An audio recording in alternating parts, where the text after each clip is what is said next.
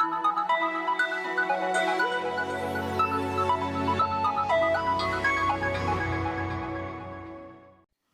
everyone, this is dictation from GD BIST volume number 4. Speed will be 100 words per minute. So be ready. 5 seconds. Start. Another good feature of this year's defense budget is the reliance which we are placing on the expansion of the naval capabilities.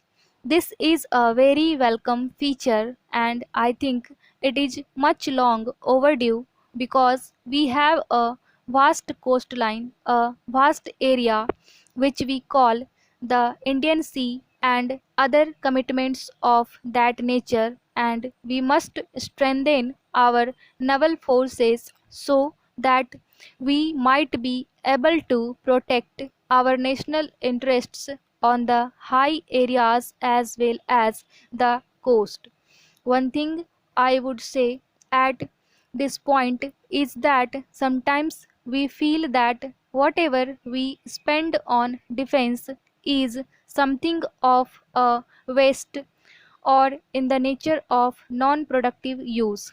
Whenever we make a statement that we have 2000 crore plan, we say that it is a non development expenditure, or this is something which does not contribute to the development of our country.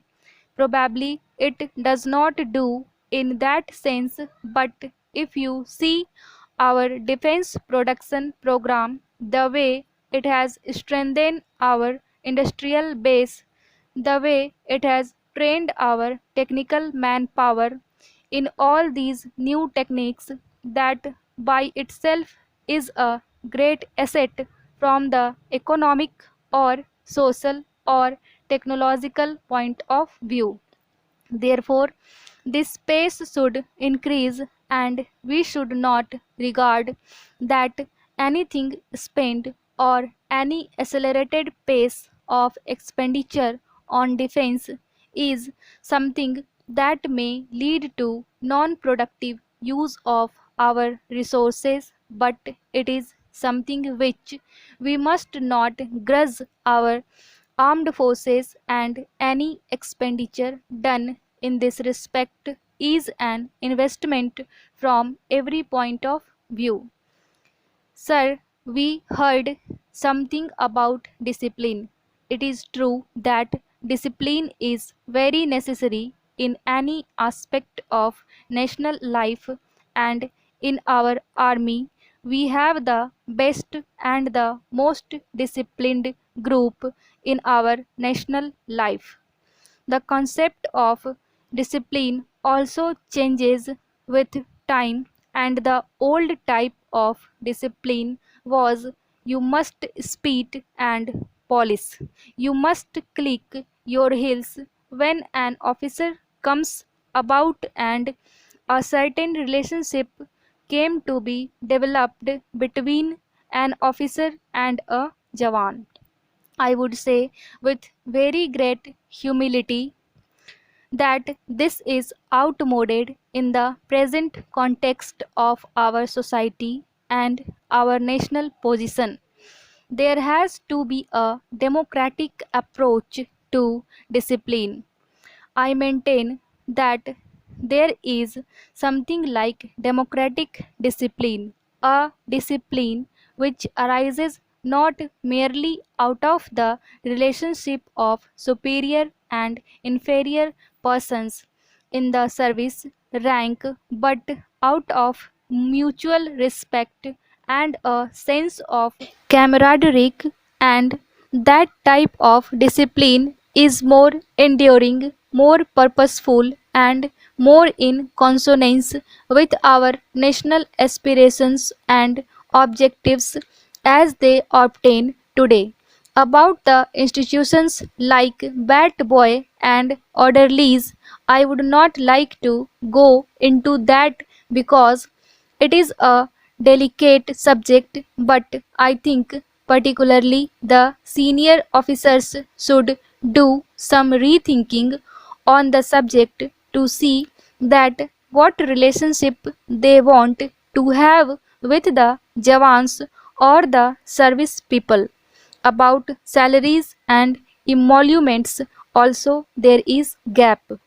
Sir, we are very grateful that this opportunity has been provided to this House to debate the working of the Defense Ministry.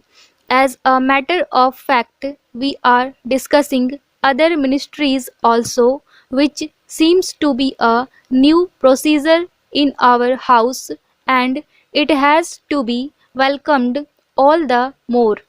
It is fitting that the Defense Ministry should have been chosen as one of the ministries about which we have a discussion here.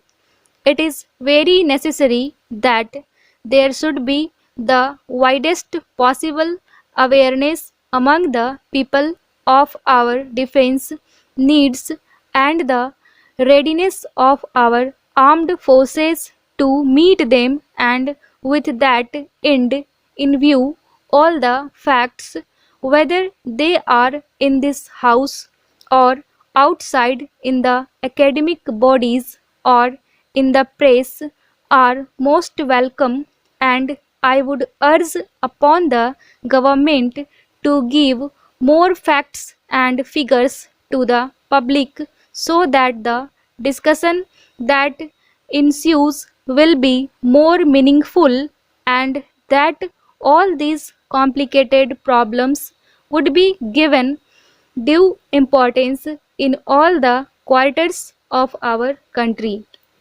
Well, sir, the problem of defense and its administration is a very complex one. The relationship that the service chiefs should have with the civil administrators is really a very delicate matter, and I think some very healthy and useful convention should be established so that there could be a meaningful administration at all levels. We are very happy that we have the defense minister who is regarded in the highest esteem by the people, and he and his eminent junior colleagues from a team which is dedicated to the welfare of the services and the defense requirements of our nation.